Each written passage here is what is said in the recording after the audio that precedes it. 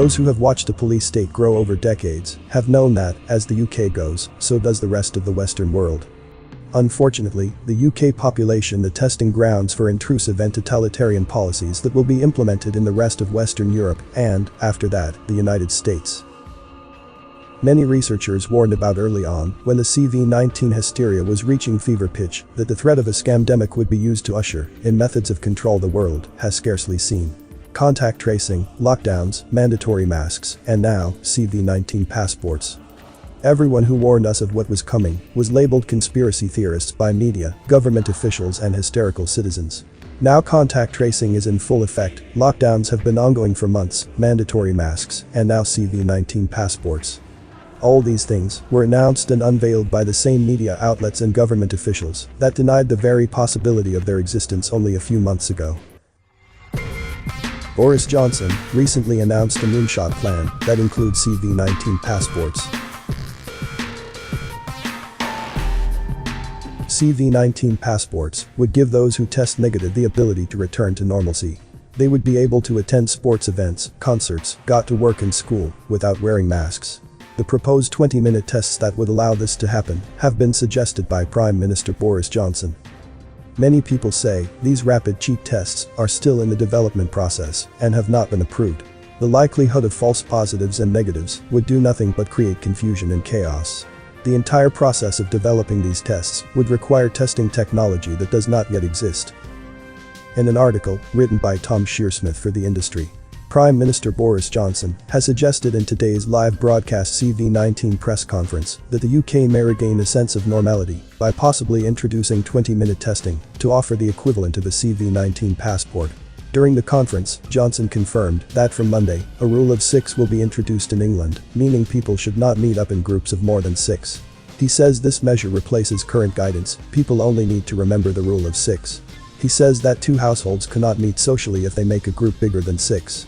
Plans to pilot larger audiences in stadiums and to allow conferences to go ahead from October will be put on hold for review. Regarding a potential CV-19 passport, Johnson said, "In the near future, we want to start using testing to identify people who are negative, who don't have CV-19, who are not infectious, so we can allow them to behave in a more normal way in the knowledge they can't infect anyone else with the virus. This could allow office workers who test negative in the morning being able to work how they did before the scamdemic, or allow people to attend venues for entertainment, for example." Ironically, Turkey's Anadolu agency has a complete transcript of Johnson's comments. Anadolu reports. Johnson said, "Up to now, we have used testing primarily to identify people who are positive, so we can isolate them from the community and protect high-risk groups. And that will continue to be our priority. We are working hard to increase our testing capacity to 500,000 tests a day by the end of October.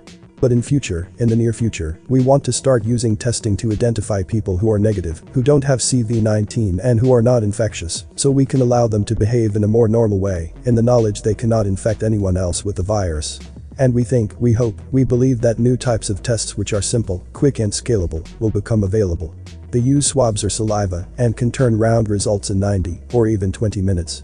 Crucially, it should be possible to deploy these tests on a far bigger scale than any country has yet achieved, literally millions of tests processed every single day."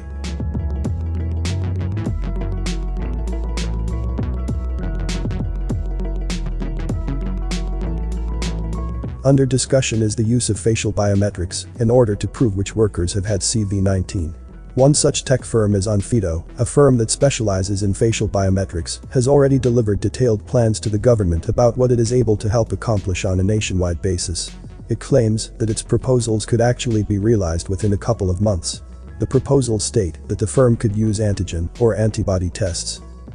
It is telling that the World Health Organization is warning against spreading false hope with the immunity passport scheme.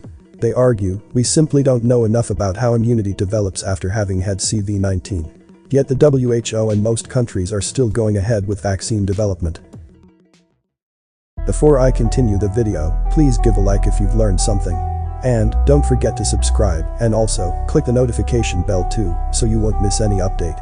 And watch to the end to avoid misunderstanding. Thank you. Do you see where this is going? We are actually witnessing a vaccine passport scheme, not an immunity scheme. We don't know enough about immunity means having had CV-19 will not be enough to allow someone their passport to freedom as The Guardian has described it. However, the holy grail of vaccines will never be in question, and we can offer a passport based upon proof of your vaccination. Predictably, this vaccine passport will extend to every other vaccine currently mandated by the governments of the free world upon its subjects. Onfido claims that its new CV-19 passport could be the linchpin of the new normality. The Guardian describes the scheme as follows. Their solution would embed Onfido technology within another organization's app to establish someone's identity. The person would be asked to take a selfie and an image of their government-issued identification, such as a passport or driver's license. The technology can determine whether the person's face matches their ID and also if the ID is genuine. This creates a digital identity. They are then tested for CV-19 under a system endorsed by the government, and the result is stored by another provider. In the UK, this would most likely be the NHS. When the person goes to their workplace, they open the app, take a photo of their face, and that unlocks a QR code. That QR code would be scanned by reception using simple camera technology, and on their system, they would see the test result and a photo of the employee's face for a short time, allowing them to visually determine the identity of the person in front of them. The only technology a business would need to make this work would be a camera to take an image of the QR code as they arrive. No information about someone's name, date of birth, address would be visible to the person on reception, only that they are fit to go into work. A government source said, a form of certification system is still on the table and being considered, and that conversations around this concept fall under the government's track and trace plans.